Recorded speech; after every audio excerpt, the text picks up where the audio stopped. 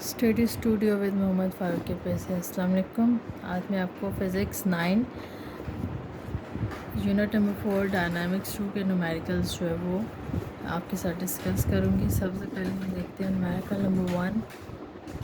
Calculate the torque acting on a spanner of length 2 centimeter to loosen a nut by a force of 50 Newton. If the same nut is to be loosened up by a force of 100 Newton, what should be the length of spanner. इसमें हमने क्या करना है, torque find करनी है spanner की, जिसमें हमारे पास लेंथ गिवन है।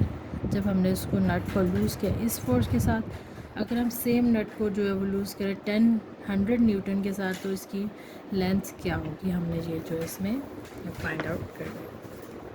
सबसे पहले हम देखते हैं गिवन डाटा कि हमें क्या क्या इसमें गिवन है। सबसे पहले हमें गिवन है लेंथ ऑफ स्पैनर, जिसको हम कह देंगे D1, जो कि हमारे पास है 20 सेंटीमीटर।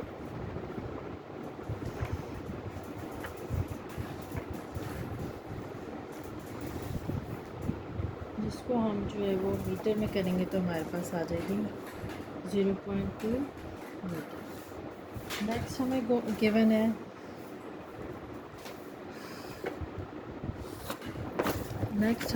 गिवन है force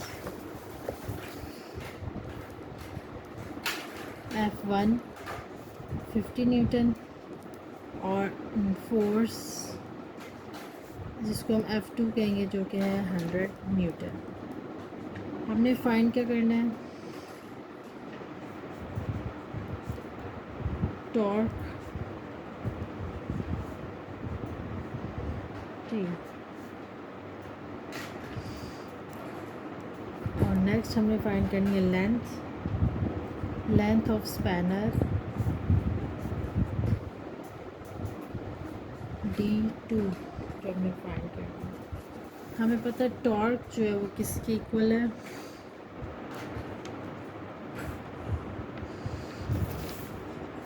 length multiply by force. हमारे पास D1 क्या है 20 और F1 क्या है 50। हम इसको करेंगे तो हमारे पास क्या आ जाएगा, ये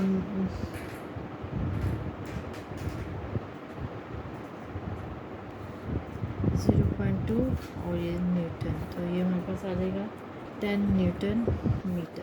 ये हमारे पास टॉर्क का इसका आंसर है।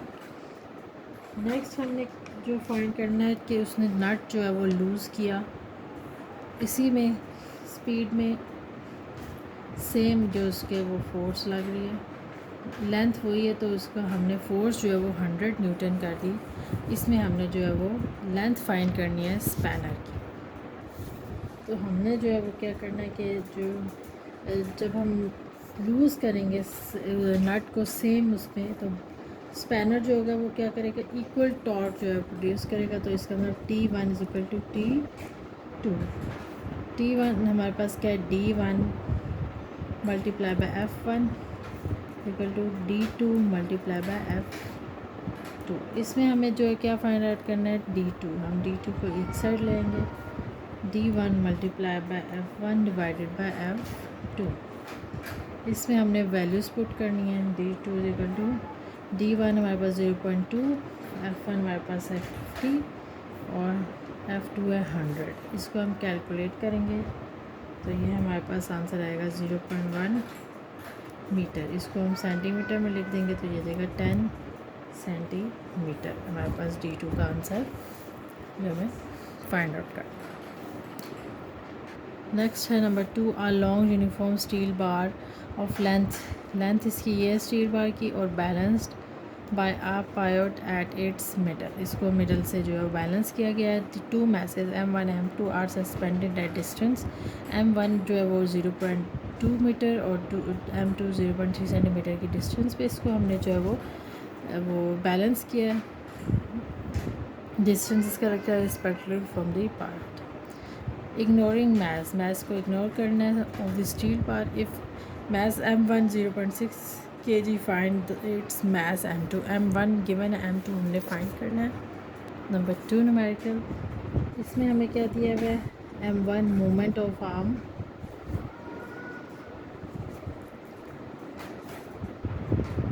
m1 d1 0.2 metre, moment of arm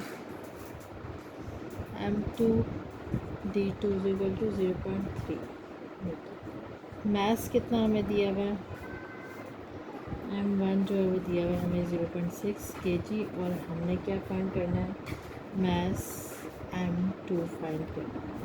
और हमारे पास जो क्या है वो इसमें, अब हम देखते हैं इसको कैसे सॉल्व करेंगे। बाय द सेकंड सॉल्व करते हैं, by second condition of equilibrium,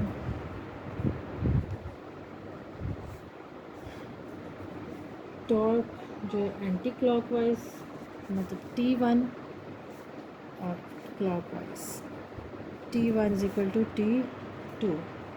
इसमें T1 हमारे पास क्या होता है, D1 multiply by W1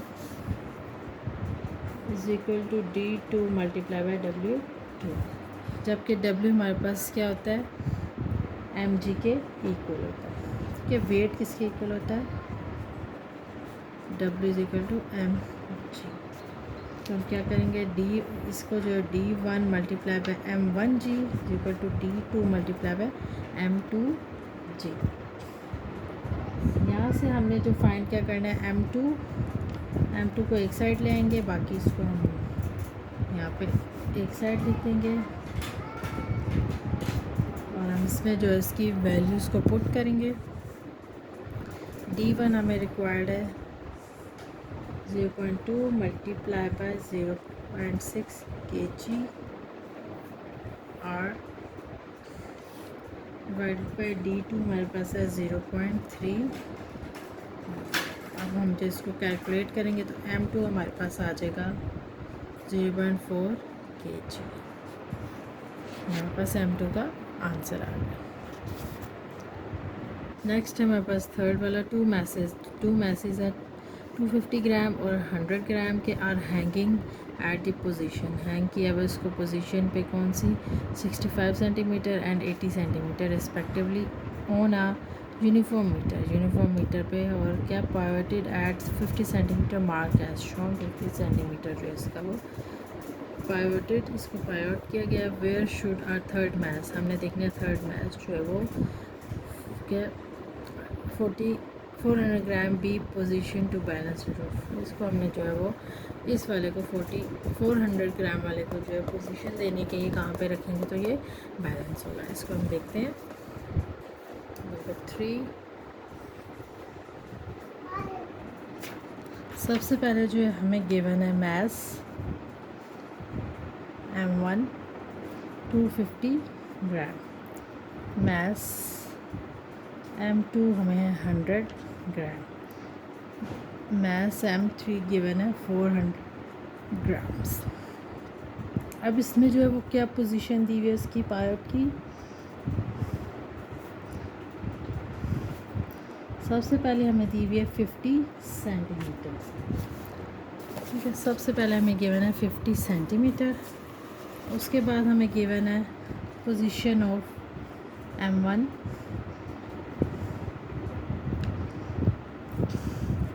m1 हमारे पास क्या है जी 250 जो है वो कितना है 80 सेंटीमीटर, और उसके बाद पोजीशन ऑफ m2 जो हमारे पास है 65 सेंटीमीटर। हमने पोजीशन फाइंड करनी है m3 की, जो कि हमें अभी हमने फाइंड आउट करनी है। फर्स्ट जो हम देखते हैं m1 एंड m2 में गिवन है, तो हम क्या करेंगे कि मोमेंट आर्म ऑफ m1 और मास d1, इसको हम जो है वो माइनस करेंगे 80 - 50। ठीक ठीक है, 80 में से 50 माइनस किया, हमारे पास आ गया 30 सेंटीमीटर। अब हमारे पास moment arm of M2 mass और D2, हमारे पास M2 जो क्या गिवन है 65 माइनस 50, जो मेन इसका पॉइंट है, इसमें से हमने जो इसको माइनस करना है। जो हमें पोजीशन है, जो इसकी मिडिल पोजीशन जो हमें गिवन है, इसमें से हम इसको जो है वो माइनस करेंगे। जहाँ से ये बैलेंस हुए वहाँ से हम इनको माइनस करेंगे। तो ये हमारे पास आ जाएगा 15 सेंटीमीटर। अब M3 जो है किधर है, वो लेफ़्ट है।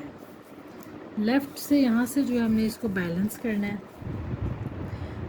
और क्या करेंगे, तो हम इसको बैलेंस करने के प्रिंसिपल और मोमेंट लगाएंगे क्लॉकवाइज, और टॉर्क का एंटी क्लॉकवाइज और clockwise moment.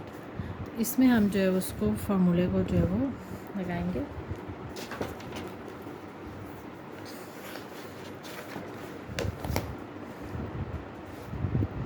Torque clockwise is equal to anti clockwise wise torque. तो ये मेरे पास आएगा D3 multiply by F3 is equal to D1 multiply by F1 plus D2 multiply by F2। क्योंकि हमने जो है वो D3 फाइंड आउट करना है, और ये हमारे पास जो गिवन है हमने इसको प्लस करना है, तो हमारे पास D3 आएगा। अब हमारे पास F किसके इक्वल होता है, mg के। हम इसको mg कर देंगे, D3 multiply by M1 M3g equal to D1 multiply by M1g plus D2 multiply by M2g।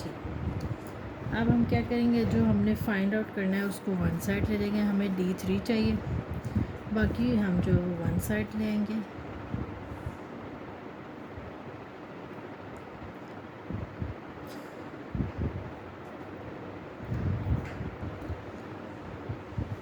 और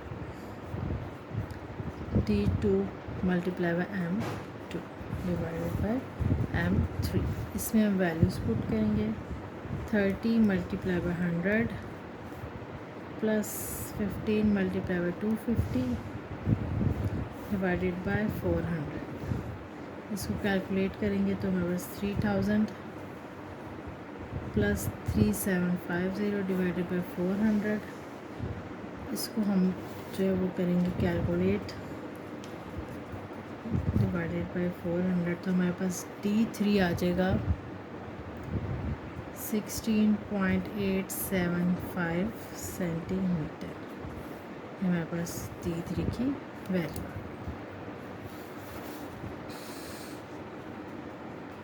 हमने जो फाइंड आउट करनी है वो करनी है इसकी पोजीशन, कि इसकी पोजीशन जो है वो क्या है। तो हमारे पास जहाँ से यहाँ तक बैलेंस हो रहा है, ये 50 तक बैलेंस हो रहा है, तो हम क्या करेंगे कि जो हमारे पास आंसर आया है उसको हम 50 में से माइनस कर देंगे, तो हमारे पास इसका आंसर आ जाएगा, जो कि है पोजीशन ऑफ M3। जो हमारे पास आंसर आया है इसका 50 माइनस, हमने जो आंसर फाइंड आउट किया इसका D3 का, 50 माइनस D3। 50 में से हम माइनस करेंगे 16.875, तो ये हमारे पास इसका आंसर आ जाएगा 33.1 सेंटीमीटर। तो ये हमारे पास क्या आ गया, M3 का आंसर पोजीशन इसकी हमने फाइंड आउट कर ली। Number 4 numerical, a car weighing 1200 kilogram enters a roundabout with a diameter of 60 meter at a speed of 25 kilometer per hour. Calculate the centimeter force। हमने इसकी सेंटीमीटर फोर्स फाइंड करनी, car की as its navigates the curve, जो इसने curve लिया उस पर हमने इसकी सेंटीमीटर फोर्स कैलकुलेट करनी है। फर्स्ट ऑफ ऑल हमें जो गिवन है वो क्या है, M, जो कि है 1200 किलोग्राम। D हमें जो है वो डायमीटर गिवन है 60 मीटर। हम इसको जो है वो इसका रेडियस निकालेंगे d/2, क्योंकि रेडियस डायमीटर का हाफ जो होता है वो बस रेडियस है, तो ये हमारे पास आ जाएगा 30 मीटर। अब वेलोसिटी कितनी गिवन है, v हमें 25 किलोमीटर पर आवर। इसको हम जो है वो मीटर पर सेकंड में करेंगे, 25 को 1000 से मल्टीप्लाई करके डिवाइडेड बाय 3600, तो ये हमारे पास मीटर पर सेकंड में इसका आंसर आ जाएगा, जो कि 6.94 सेंटीमीटर पर सेकंड आएगा। ये हमारे पास वेलोसिटी आएगा। अब हमने इस पर फाइंड आउट करना है सेंटीपिटल फोर्स, और हमें पता है सेंटीपिटल फोर्स जो है वो Fc = mv²/r। हमें इसकी वैल्यूज़ पुट करेंगे, 1200 हमें गिवन है, v हमें गिवन है 6.49 इसका स्क्वायर डिवाइडेड बाय r हमारे पास 30। इसको हम कैलकुलेट करेंगे तो हमारे पास जो है वो आ जाएगा 1927 न्यूटन, इसका हमारे पास आंसर है। Next numerical number 5, a geostationary satellite revolves around Earth in an orbit of radius 42,000 km. Find the orbital speed of the satellite at this height. हमने जो इस हाइट पे इसकी जो है वो ऑर्बिटल स्पीड जो है वो फाइंड आउट करनी है। फिफ्थ न्यूमेरिकल, सबसे पहले हमें जो है वो क्या गिवन है, इसका radius, the radius of orbit r =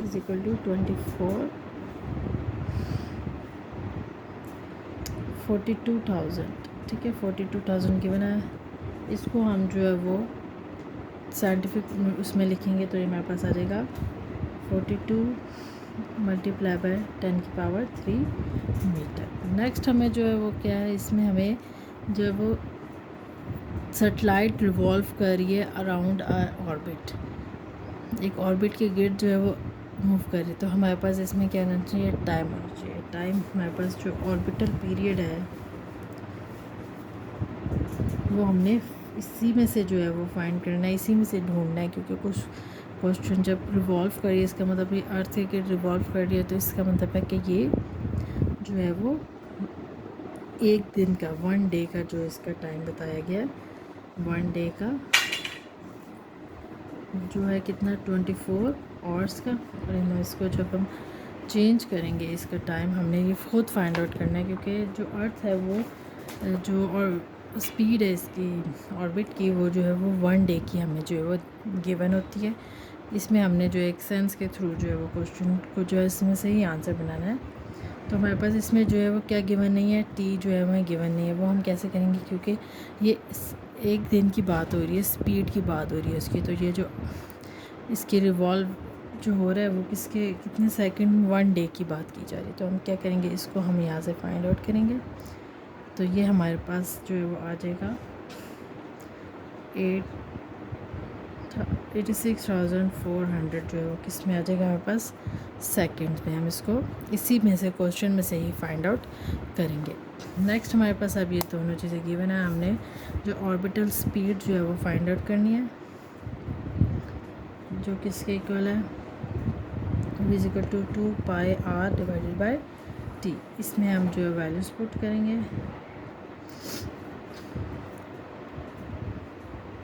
2πr हमें क्या गिवन है,